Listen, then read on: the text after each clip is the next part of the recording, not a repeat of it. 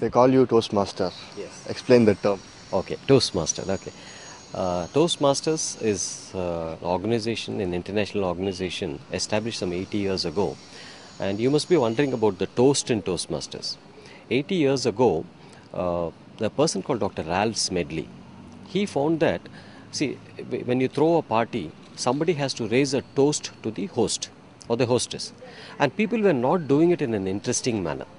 Simply, okay, thank you and all. So he gathered a bunch of friends and said, can we make this toast a bit interesting?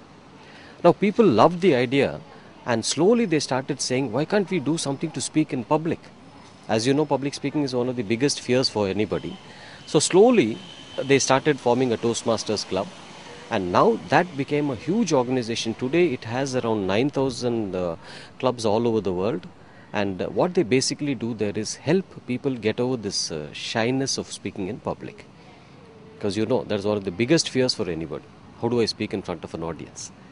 Then it became a huge movement, and almost every country has got clubs. That is what is the Toastmasters.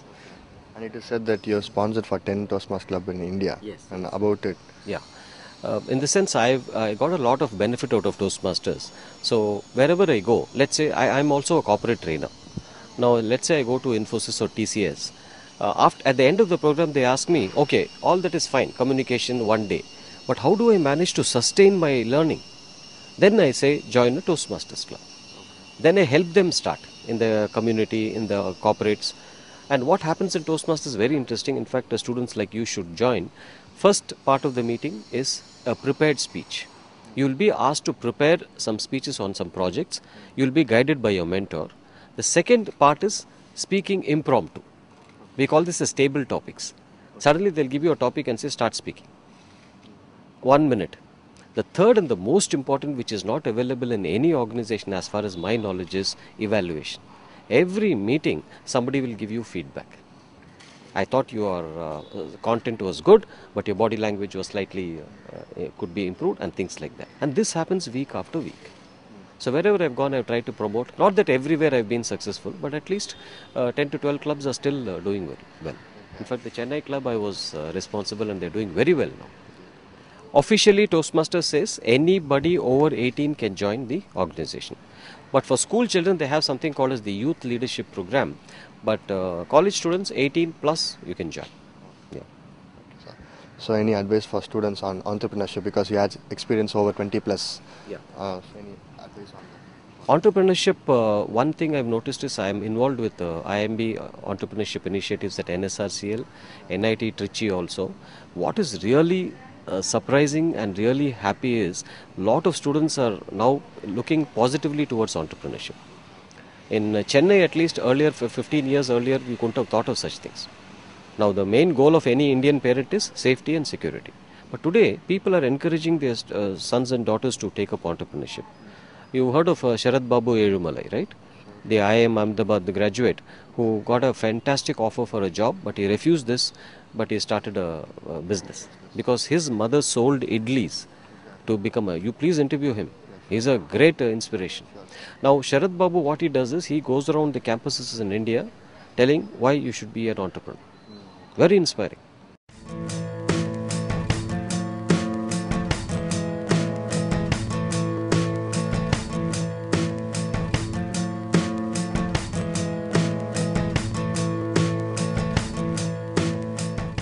So, Madhura Microfinance, although it has its origins as a microfinance company, I think the mission of the company is very much problem focused, which is to say that the mission is to find solutions to the problem of poverty. And so rather than being a specific product focused company, we have to evolve as our understanding of the problem evolves.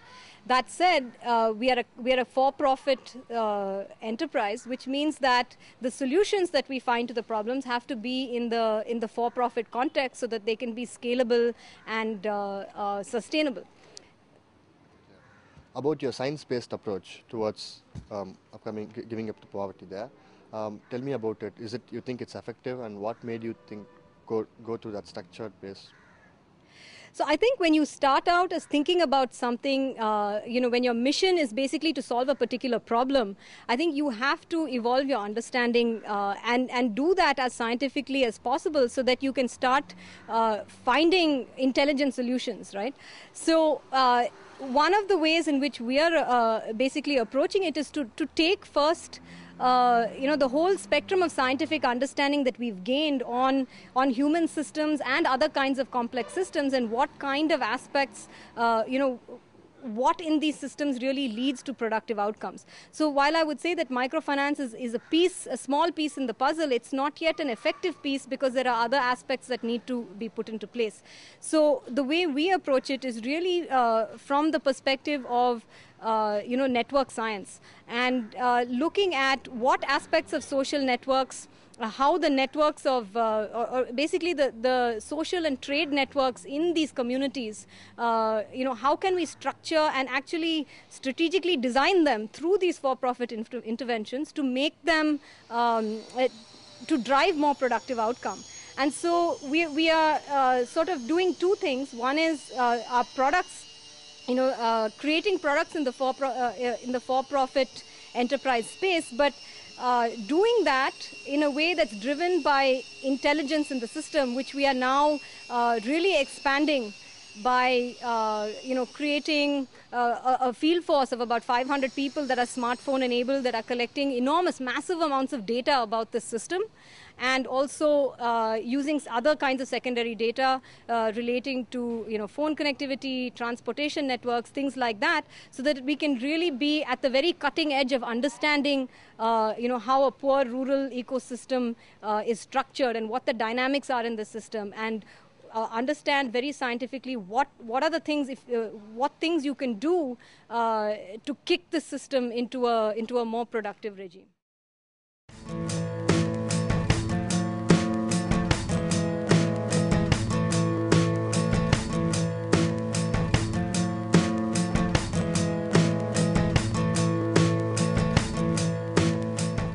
Well, normally when people talk about leadership, they do it in a very theoretical way.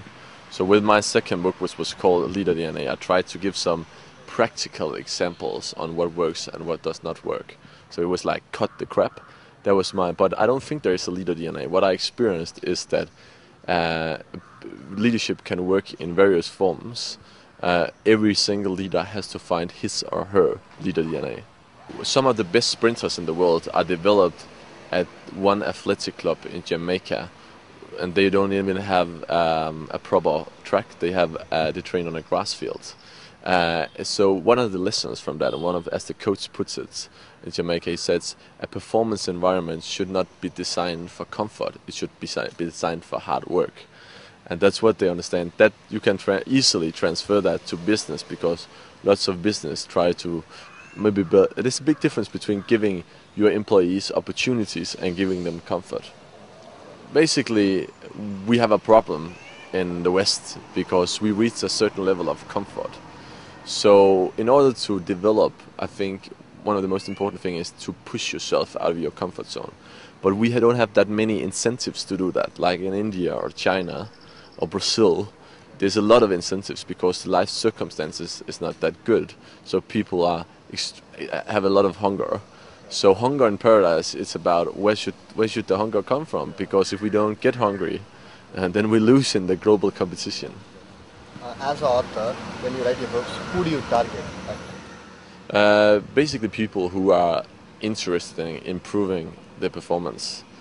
I don't talk to people who don't want to sit back at home with their remote in front of the television. I talk to people who have a vision.